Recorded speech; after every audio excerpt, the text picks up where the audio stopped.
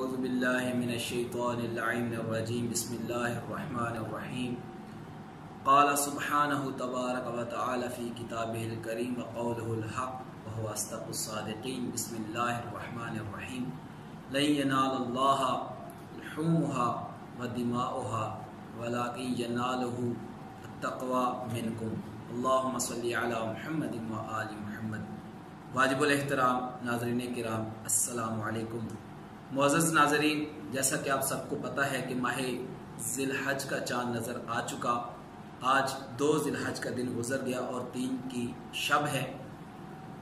और इस माह मुबारक में हम एक रस्म को अदा करते हैं, एक याद को ताज़ा करते हैं।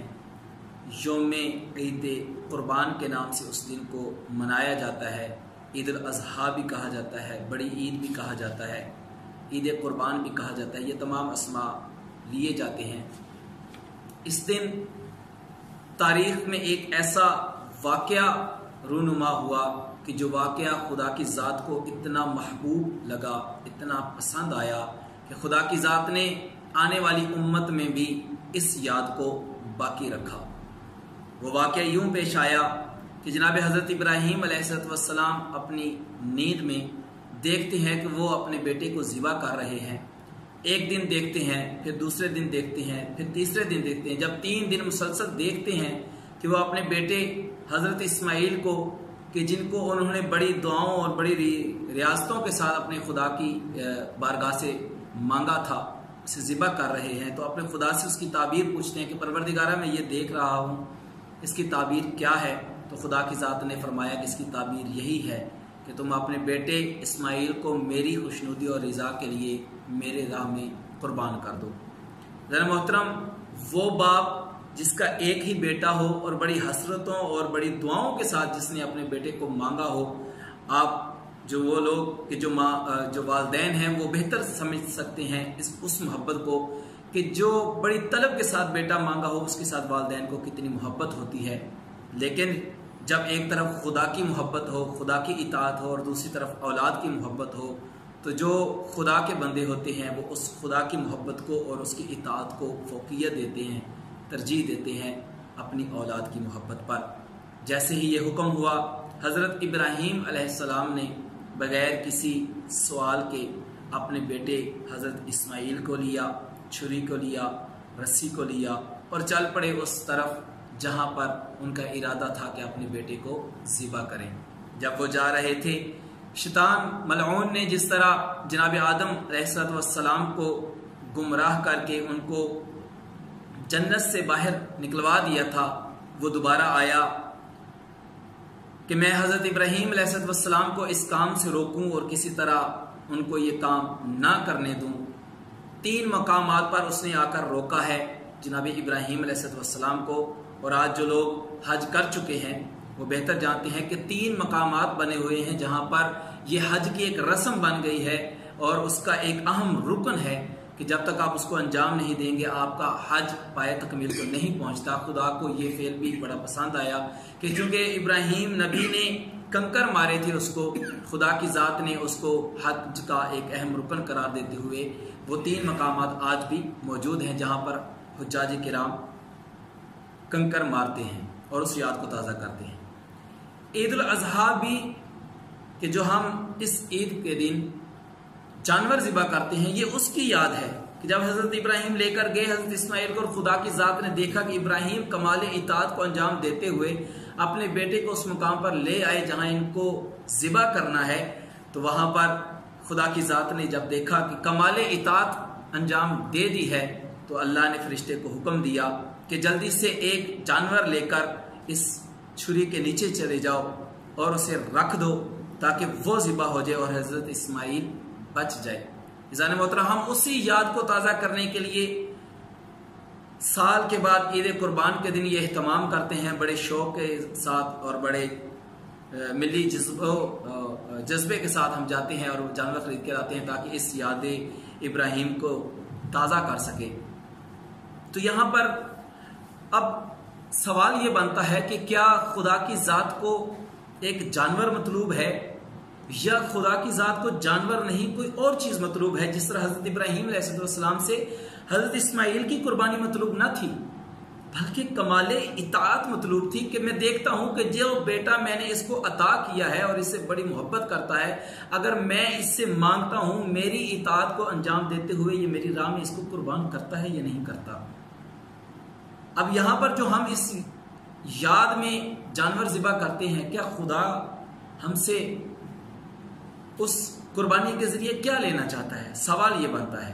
तो खुदा की ज़ात ने खुद कुरान मजीद में सूरह हज में इरशाद फरमाया, लन यनाल अल्लाह लुहूमुहा व दमुहा, कि खुदा के पास ना तो तुम्हारी कुर्बानी का गोश्त पहुंचता है और ना उसका खून पहुंचता है, तो फिर क्या चीज पहुंचती है?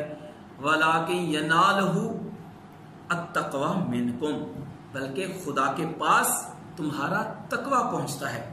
मैं एक खतीब को सुन रहा था, उसने बड़ा प्यारा जुमला कहा। उसने कहा कि देखें, जब कसाई जानवर को ज़िबा करता है तो वो अहले खाना जिन्होंने कुर्बानी दी होती है उनको बुलाता है, कभी वो उनसे कहता है कि ये इसके कबाब ले जाओ, कभी वो कहता है कि ये चीज़ मैंने निकाल दी है, इसे मैंने अच्छे से काट लिया है, ये हिस्सा जानवर का ले जाओ।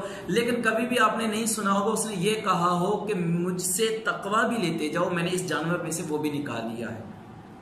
क्यों?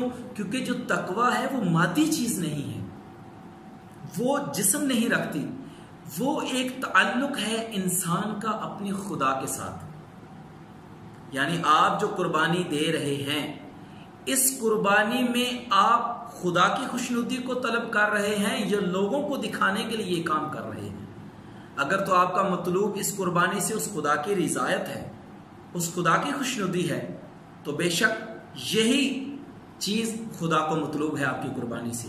और अगर दुनिया को दिखाने के लिए आप एक नहीं, दो नहीं, तीन नहीं, चार, जितनी आपके बसात है उसके मुताबिक आप जानवरों को ज़िबा करते हैं और उनकी कुर्बानी करते हैं, लेकिन खुदा की रिजा मतलूब नहीं, लोगों को दिखाना है कि मैं कितना मालदार हूं, मैं कितना इज्जतदार हूं, मेरे पास कितना बैंक बैलेंस और पैसा है, तो फिर ऐसी चीज खुदा के नजदीक महबूब नहीं है। मोहतरम, सिर्फ यही कुर्बानी ही नहीं बल्कि बहुत से ऐसे अमाल हैं जिसमें खुदा की ज़ात ने ये इरशाद फरमाया कि तकवा, तुम्हारा तकवा मुझे मतलूब है। मसलन रोजे हैं तो खुदा की ज़ात ने क्या फरमाया, या अय्युहल्लज़ीना आमनू कुतिबा अलैकुमुस्सियाम कमा कुतिबा अलल्लज़ीना मिन क़ब्लिकुम लअल्लकुम तत्तक़ून। ए अहले ईमान, मैंने तुम्हारे ऊपर रोज़ों को इसलिए फ़र्ज नहीं किया कि इसमें मुझे कोई फ़ायदा हो रहा है, बल्कि तुम्हारा ही फ़ायदा है, और वो फ़ायदा ये है कि तुम तकवा खुदाबंदी को इख्तियार करो। अगर नमाज है तो नमाज में भी तकवा खुदाबंदी मतलूब है, अगर रोज़ा है तो उसमें भी तकवा खुदाबंदी मतलूब है। अब हम जो कुर्बानी दे रहे हैं, अब इसमें देखना है कि मैंने तकवा खुदाबंदी को हासिल करने के लिए इसको अंजाम दिया या नहीं, ज़ाहिरी शान शौकत को तलब करने के लिए दिया।